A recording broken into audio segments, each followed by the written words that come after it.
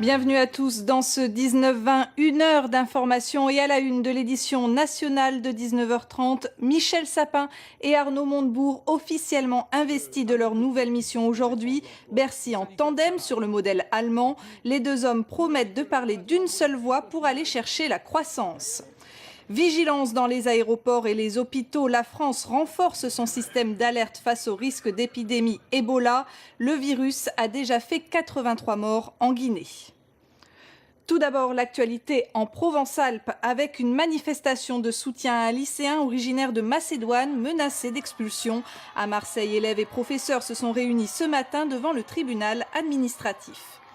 L'organisation du travail des éboueurs de la communauté urbaine Marseille-Provence Métropole également devant le tribunal administratif de Marseille demain. Très décriée, la pratique du fini-parti pourrait être jugée illégale. 60 costumes d'Arlésiennes exposés au Palais de l'Archevêché à Arles, une collection privée témoin d'un goût prononcé pour la mode et l'originalité. Épilogue de 3 semaines, dernier jour du procès de Patrick Salamé, tueur en série présumé.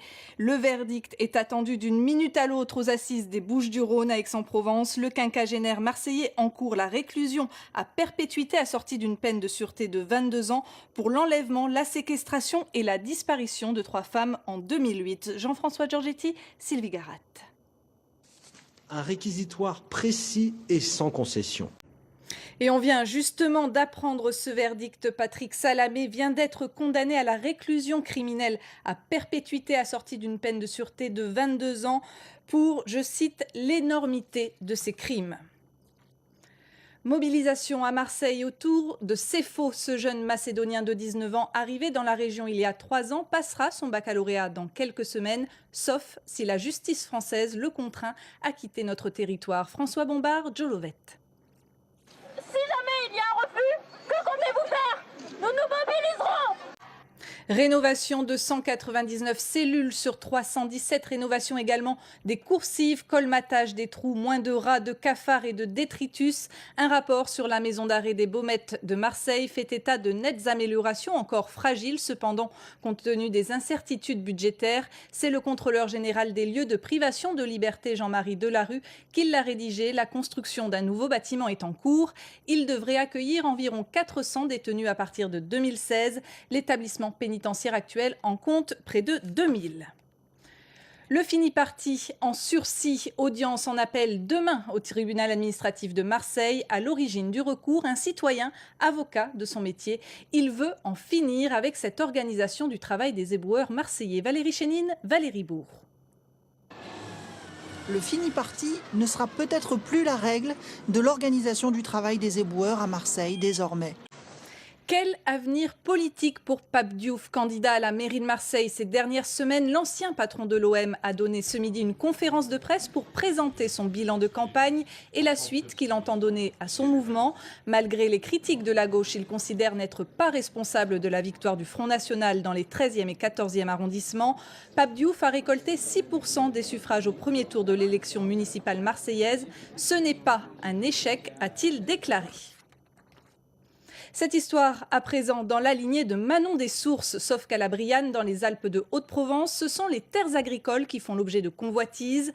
Un particulier vient ou va hériter d'une terre cultivée par un maraîcher.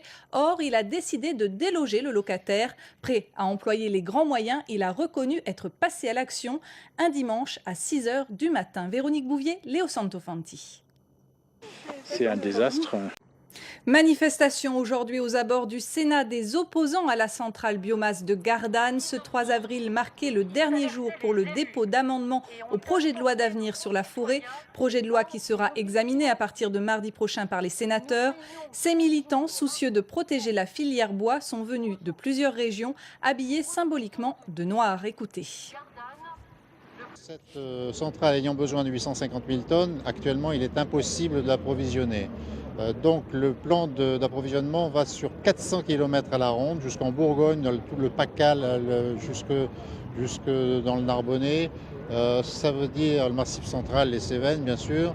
Cela veut dire que la forêt méditerranéenne, qui a un cycle court, va être surexploitée dans les endroits les plus accessibles et on va vers des dérives d'industrialisation de la forêt.